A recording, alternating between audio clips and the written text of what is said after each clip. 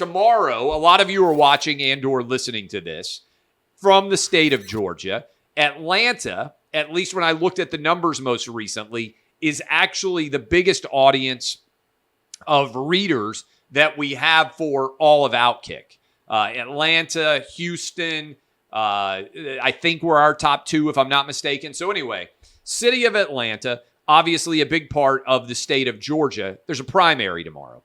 Appears Herschel Walker is going to win. It appears Brian Kemp is going to win. We'll have Brian Kemp. We'll have David Perdue. We'll have Herschel Walker. All those people will be on the Clay and Buck show tomorrow.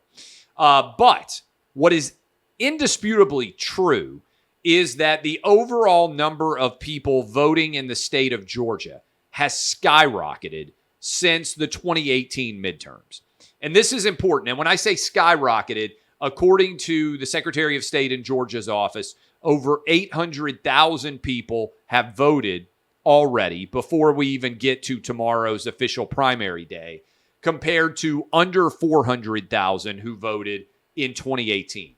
So I'm fired up about this because when lies are spread, remember Joe Biden called the Georgia voting bill Jim Crow 2.0. He said it was going to decrease the overall number of people that could vote. And a lot of people bought into these lies. And in particular, in the world of sports, the Atlanta Braves lost their All-Star game. They pulled the All-Star game out of Atlanta, Major League Baseball did, and they relocated it to the state of Colorado over these lies about the number of voters being restricted. Well, now that we have actual data, and come tomorrow evening, come Wednesday for sure, we'll have all the official numbers throughout the entire primary season. Now that we know that's indisputably a lie, will Major League Baseball apologize to the people of Georgia for pulling the All-Star game on what would have been an honorary day for Hank Aaron? Now, I know people can say, well, the Braves got to host the World Series and had 3 home World Series games. That's fine. But that shouldn't be the end result here.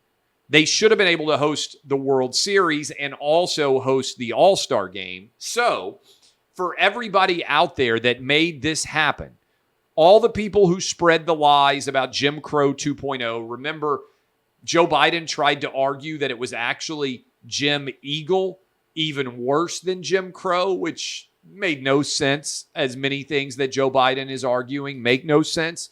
It's been proven to be a lie. It's been proven to be a falsehood. Well, all those people who covered this story and led to Atlanta losing the All-Star game, will they apologize? Will Major League Baseball walk back and apologize to Atlanta residents, to state of Georgia residents, to everybody out there based on the lies that they propagated, to all the Georgia politicians that were involved in implementing this new law? Probably not, but they should. And this is a big story that I'm going to stay on, rest assured. Speaking of big story, Stacey Abrams decided to weigh in on the state of Georgia. Stacey Abrams is the Democrat nominee to run for governor in Georgia. She's running probably against Brian Kemp. She lost by 50,000 votes to him, refused to concede in 2018, and became the patron saint of the Democrat Party. Now, as we reach 2022, she's probably going to get crushed because she's made a lot of questionable decisions. But this most recent statement is dumb even by Democrat in 2022 standards. Stacey Abrams called the state of Georgia the worst state to live in America. Now, look, I've never ranked the worst states to live in.